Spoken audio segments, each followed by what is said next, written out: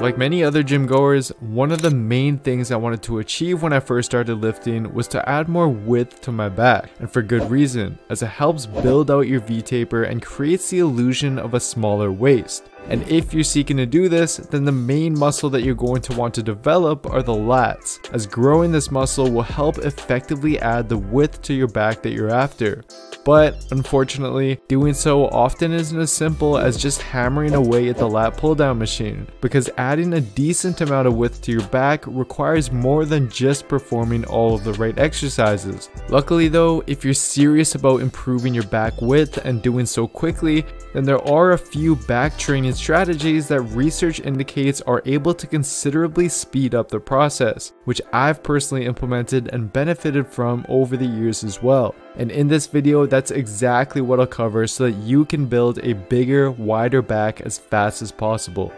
First, you need to ensure that you're able to maximally activate and utilize your lats in the first place. This is because for most lifters, one of the more difficult muscles to activate and actually feel working when training tends to be the lats, which often leads to other muscle groups like the biceps and traps to take over and essentially steal gains from the lats during back training. And this is detrimental since we know based on a recently published 2018 study that establishing a strong mind to muscle connection with your muscles when training them seems to boost growth. So if you aren't actively feeling a strong contraction in your lats during your various back exercises, then this is something that you'll want to improve. And you can start doing so by performing lat activation drills. One drill I'd highly recommend trying out is something I came across from John Meadows that incorporates many movement functions of the lats to help you feel them working.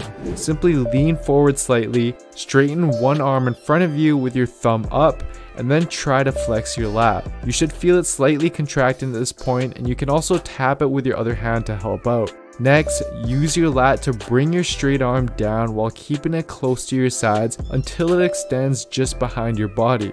Next, rotate your arm outwards while slightly bending it, as this puts the lats in a stronger position. And then finally, pull your elbow back and in towards your spine while focusing on contracting the lat. And then hold this contracted position for a few seconds. If done properly, you should feel a very strong contraction in your lat, almost to the point where it even cramps. I'd highly recommend performing this drill a few times on both sides before your back training, as it's going to help you establish the much needed mind to muscle connection with your lats as you train.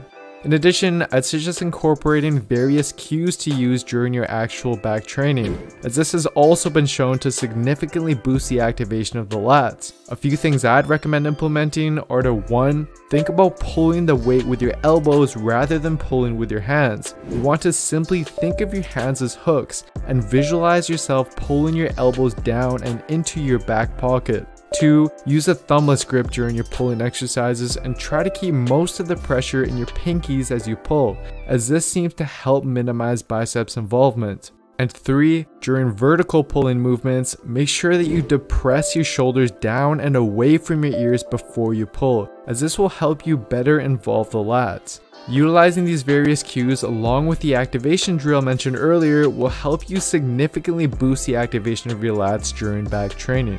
Next, you need to ensure that you're emphasizing both the upper and lower lats within your training. Although we know that the lats are the main muscle you want to develop when it comes to building a wider back, most people are unaware that anatomical studies have shown that the lats are actually composed of an upper and a lower region. Therefore, if you want to maximize your back width, then it's vital that you target both regions appropriately during your training, which most people unknowingly fail to do. But we can successfully do so by paying attention to the way that the lat fibers run.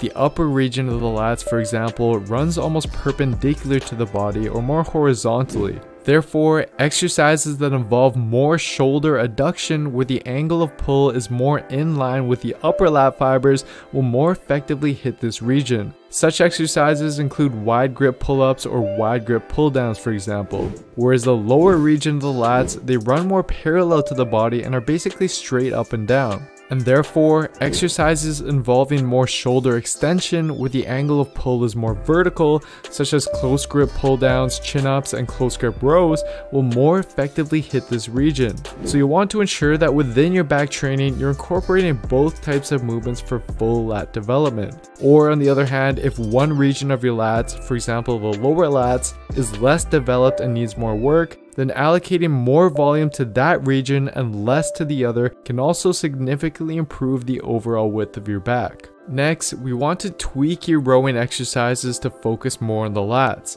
Now, when most people think of lat exercises, they mainly think of pull downs and pull-ups. But it's important to realize that many rowing exercises, when done properly, are just as effective at building the lats. In fact, as shown in this EMG analysis from a 2018 study by the American Council of Exercise, we can see that many rowing movements elicit lat activation similar to that of pull-ups and lat pull-downs. But in addition, there's a specific way to maximize the recruits of the lats even more when you perform your rowing movements. Let's take a look at the seated row, for example. If you perform it by angling the elbows out away from the sides more and focus on squeezing the shoulder blades together every rep, then you'll be mainly emphasizing the traps and the rhomboids. Whereas if you instead tuck the elbows in close to your sides, pull slightly lower, and think about pulling your elbows down and back, then you'll be able to emphasize the lats much more since you're putting it in a more mechanical advantageous position. And if you apply this properly, then these two slight variations should even feel like two completely different exercises.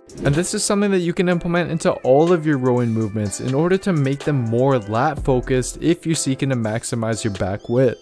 Lastly, you'll want to ensure that you're properly using your lats during the deadlift, because when done properly, the deadlift is a great exercise for not only adding back thickness but width as well. However, in order to best utilize the deadlift for back width, then it's vital that you learn how to properly use your lats as you perform it, which is important since they play a crucial role in stabilizing your upper body throughout the lift. So to do this, what you want to do is before you lift, pull the bar into your shins and think about essentially performing a straight arm pull down with the bar in order to engage the lats. You should now feel your lat muscles activated and turned on as a result of this. And then as you pull the bar up from the floor, maintain this lat engagement by thinking about pointing your elbows back towards the wall behind you rather than out to your sides. You can also think about squeezing your armpits tight together throughout each rep if that helps you as well. If you still struggle to feel your lats despite these cues, then something I've recommended doing in past videos is attaching a resistance band to the bar as you warm up in order to feel your lats firing during the deadlift. Doing so is going to help you properly activate the lats when you deadlift, leading to not only a better deadlift, but resulting in better lat development for you as well.